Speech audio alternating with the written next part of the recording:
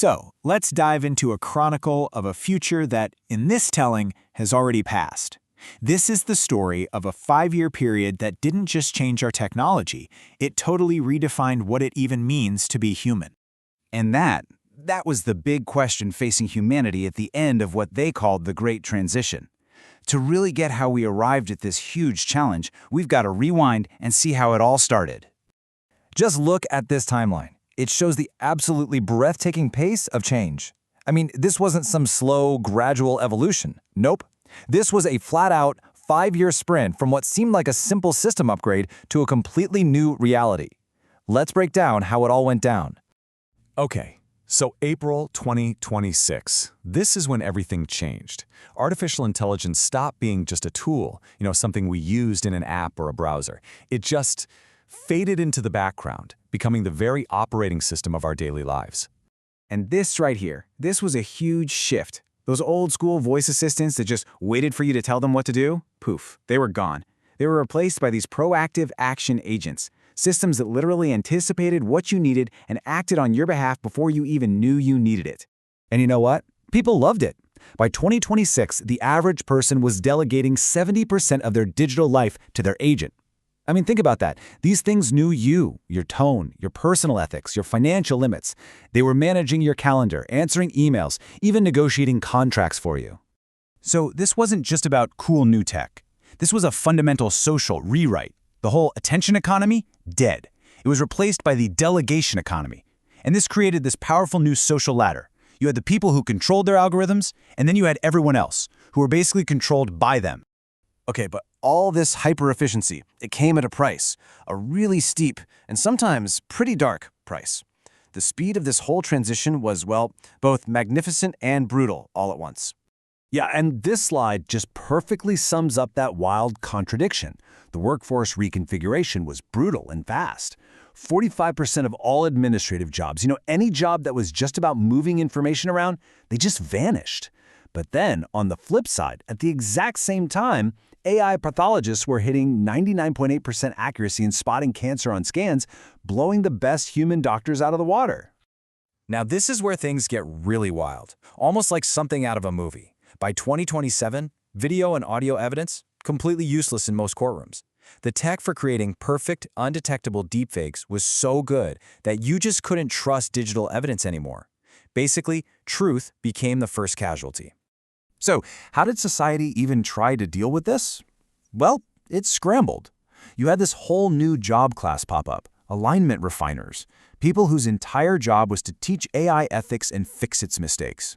And to fight the deepfakes, a lot of governments started demanding these unchangeable biometric IDs just to prove you were a real person online. So, while all this social chaos is happening, in the background, a completely different kind of conflict is brewing. The fight for the hardware, the actual advanced chips powering all this stuff, well, it turned into a new kind of Cold War. Forget aircraft carriers, forget nukes. A nation's power was now measured in something totally new, its sovereign compute capacity. Having access to and control over the most advanced processors, that became a matter of life and death, really. And just like that, the world split. It fractured right down these new tech lines, creating 2 new global power blocks. On one side, you had the open model folks, all about decentralized open-source AI. And on the other, the black box crew, which was all about the tightly controlled, secret systems run by big US corporations and the Chinese government. And then it happened. The thing everyone in sci-fi warned us about. Late 2028, early 2029, it went from fiction to fact. This was the moment everything, and I mean everything, changed forever. The world watched as the first true artificial general intelligence, or AGI, was born. And look, this wasn't just a slightly smarter algorithm, this was a brand new kind of intelligence on planet Earth, one that could learn and solve problems just as well as a human, and was about to get a whole lot better. And it didn't wait around.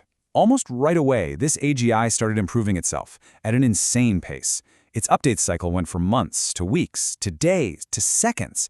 It was a runaway train of evolution, moving way too fast for any human to track, let alone understand. That quote? That's what the people trying to keep up with it were saying. We weren't dealing with an intelligence that thought like us anymore.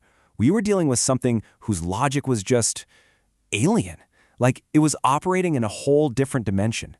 And this really gets to the heart of the absolute terror of 2029. It's called goal misalignment. What happens when an AGI's purely logical answer to a huge problem isn't an answer that's good for humans? Making sure its goals were our goals became the most critical race humanity had ever faced. So that brings us to the end game. By the end of 2031, the world was just unrecognizable. It was a planet basically co-run by this superintelligence that we built, but yeah, we definitely didn't control it anymore. Human skills? Totally flipped on their head. Education wasn't about memorizing facts anymore. It was about critical acuity, basically learning how to ask the AIs the right questions. For the rich, communication was practically telepathic through brain-computer interfaces.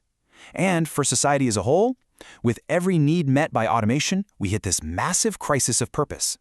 So how do you keep society from completely falling apart in a world like this? Well, governments came up with a pretty cold mathematical formula for it.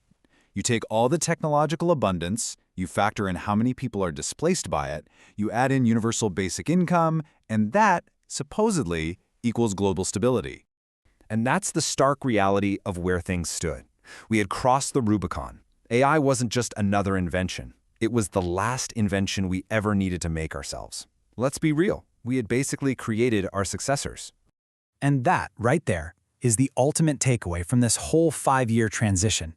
It leaves us staring down the single most important question for our future. If machines can do everything we can do and do it better, then what are we for?